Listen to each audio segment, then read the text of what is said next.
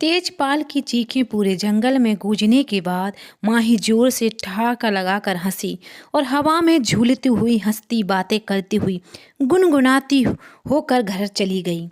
अगले दिन माही देर तक सोती रही। अपनी नींद पूरी करने के बाद वो खड़ी हुई और अंगड़ाई लेती हुई बोली, क्या बात है, अब तक कोई शोर शराबा नहीं, इतनी शांति, ऐसा कैसे हो सकता है? वहां जाकर पता करती हूँ, कहकर मुस्कुराती हुई माही अपने कमरे से बाहर आई तो जाकर देखा सरला जी, माही की नानी और मामी तीनों ही आपस में बातें कर रही थीं। उनके चेहरे को देखकर पता लग रहा था कि वह लोग कितने डरे हुए थे और सरला जी के चेहरे पर डर बहुत ज़्यादा था। माही उनके पास आई और बोली, क्या हुआ मामी, आप लोग किस बारे में बात कर रहे हैं? बहुत परेशान दिख रहे हैं। और बाकी लोग कहाँ हैं? नाना जी, मामा जी कहाँ? सब कहाँ हैं? नानी बोली, बेटा गांव में कुछ हुआ है तो तेरे नाना मामा वहीं गए हैं। माही बहुत उत्सुक होते हुए बोली, ऐसा क्या हुआ है नानी जो मामा और नाना वहाँ गए हैं? और मामी इतनी परेशान क्यों हैं? सरला जी खड़ी होती हुई बोली, कुछ भी नहीं हुआ है, तेरे मतलब की बात नहीं है। तू सो रही थी ना, अपने कमरे में जाकर सो जा। माही उनकी तरफ देखती हुई बोली, मम्मी और कितना सोऊं, मुझे भूख लगी है। मम्मी बोली, माही मैंने नाश्ता बना दिया है, जाकर नाश्ता कर। इतने में ही गांव की कुछ औरतें घबराती हुई आईं और आते ही जोर जोर से रोने लगीं। नानी बोली, क्या हुआ, तुम लोग रो क्यों रही हो? और पता चला गांव में क्या हुआ है? वह औरतें तो कुछ बोलने की हालत में है ही नहीं थीं। वह लगातार रोए जा रही थीं। उनमें से तेजपाल की पत्नी, तेजपाल की माँ, उसके घर की कुछ औरतें थीं। नानी उनको चुप कराती हुई बोली, चुप हो जाओ और क्या हुआ यह तो बताओ। लेकिन औरतें बस रोए जा रही थीं कि पीछे से नाना जी आते हुए बोले, यह कुछ नहीं बताएंगी और बताएंगी भी क्या बेचारी, तुम लोग अपने घर जाओ, तेजपाल को लेकर सब लोग तुम्हारे घर ही पहुंच रहे हैं। तेजपाल की पत्नी घूंघट करते हुए बोली, वह मिल गए हैं क्या? नाना जी बोले, हाँ तेजपाल मिल गया है, अभी तुम घर जाओ, वहाँ तुम सबकी ज़रूरत है। नाना जी की बात सुनकर वह सभी वहाँ से चली गईं। नानी बोली, क्या हुआ तेजपाल को और क्या हुआ है गांव में? नाना जी की अपना माथा पकड़कर चारपाई पे बैठते हुए बोले, कुछ मत पूछो क्या हुआ है, पूरे गांव में कोहराम मचा हुआ है। पहले उस लड़की की मौत और अब तेजपाल की हालत, मुझे तो समझ नहीं आ रहा आखिर चल क्या रहा है गांव में। माही बड़े गौर से सारी बातें सुन रही थी। नानी बोली, पर हुआ क्या है यह तो बताइए, और तेजपाल को क्या हुआ है और कहाँ मिला? नाना जी बोले, तेजपाल कल रात से ही घर नहीं पहुंचा था। उसके घर वालों ने दिन रात तक उसके आने का इंतजार किया, फिर जब नहीं मिला तो उसे आसपास ढूंढने निकल गए। ढूंढते समय सब लोग को आधी रात रास्ते से जाना का समय निकल चुका था। फिर जब वह लोग अपने ढूंढ कर थक गए कर बैठ गए और कुछ भी समझ नहीं आया तो उन लोगों ने पूरे गांव में शोर मचा दिया।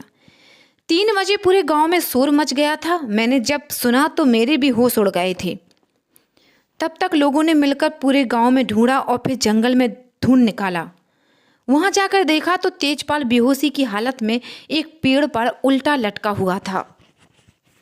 बहुत मुश्किल से उस पेड़ से उतारा और उसके घर ले आए। पूरे गांव में जो कोहराम मचा है, सब लोग डरे हुए हैं। सबको लगता है कि वह वापस आ गया है। यह सुनकर शारदा जी के पसीने छूट गए और वह घबराती हुई बोली, पापा आप मुझे आज घर छोड़ के आइए, यहाँ पर और नहीं रह सकती। अब नाना जी बोले, इतना डरने की बात नहीं है बेटा, हम सब ही हैं यहाँ पर और यह सब लोग उड़ा रहे हैं, कुछ भी नहीं है। अब उसके पीछे क्या सच है यह तो तेजपाल ही बता सकता है। अब तो बस उसके होश में आने का इंतज़ार करो। मम्मी आप इतना क्यों डर रही हैं? क्या हुआ? नाना जी आप किसकी बात कर रहे हैं? कौन आ गया है? नाना जी बोले, कोई नहीं बेटा, यह सब अफवाह है, इस पर ध्यान देने की ज़रूरत नहीं है।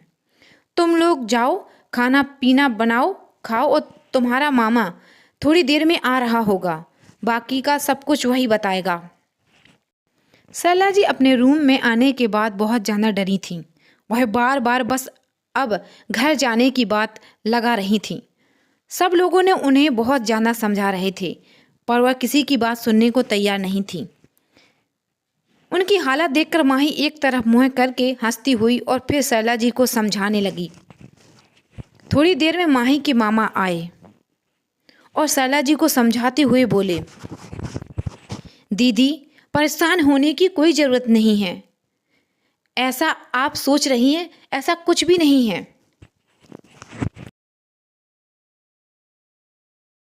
सरला जी को समझाने लग जाती है। थोड़ी देर में माही के मामा आए और सरला जी को समझाते हुए बोले, दीदी, परेशान होने की कोई ज़रूरत नहीं है। जैसा आप सोच रही हैं, ऐसा कुछ भी नहीं है। सरला जी, क्या हुआ तेजपाल को? ठीक है ना? कुछ बताया उसने? क्या कहा?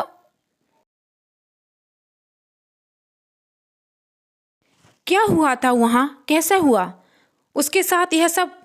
मामा बोले, पहले आप एकदम शांत हो जाइए, और अब परेशान होने की ज़रूरत बिल्कुल नहीं है। तेजपाल बिल्कुल ठीक है, बस अभी बेहोश है।